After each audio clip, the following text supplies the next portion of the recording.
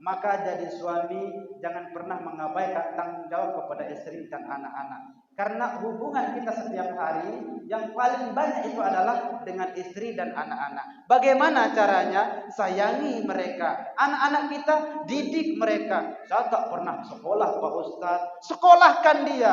Saya tidak ada biaya Pak Ustadz. Asalkan kita sudah berusaha semampu kita. Ketika kita tidak mampu membiayai anak kita untuk bersekolah, Allah pasti mengetahui jalan yang terbaik untuk kita. Jadi hukum Islam itu fleksibel. Ketika kita tidak mampu, ada keringanan. Tapi jangan pura-pura tak mampu.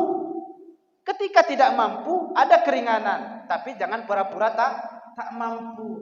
Saya tak pandai sholat Pak Ustadz. Belajar. Udah 1000 kali saya belajar Pak Ustadz. Tak paham-paham. Tetaplah belajar. Tapi sholatlah dengan kemampuanmu itu. Niscaya Allah mengetahui kemampuan hambanya.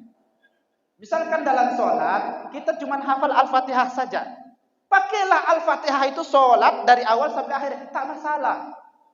Allah mengetahui kemampuan kita. Cuma jangan berhenti untuk belajar. Hanya itu yang saya mampu Ustaz. Saya tak usah belajar lah. Itu salah. Utlubul ilma minal mahdi ilal lahad. Tuntutlah ilmu itu dari sejak lahir sampai kita masuk ke ruang lahat. Entah walaupun misalkan kita tak paham-paham sampai mati, yang penting kita belajar. Supaya kita tidak salah. Ada yang kita pertanggungjawabkan di hadapan Allah. Saya sholat pakai Al-Fatihah saja ya Rob. Kenapa kau pakai Al-Fatihah? Hanya itu yang kita bisa. Kenapa kau tak belajar? Saya sudah belajar, cuma tak bisa. Kita ada wejangan untuk menimpali Allah nanti ketika ditanya. Jadi jangan sampai, kenapa kau tak belajar? Malas ya Rob. Dipukul itu. Jangan sampai seperti itu.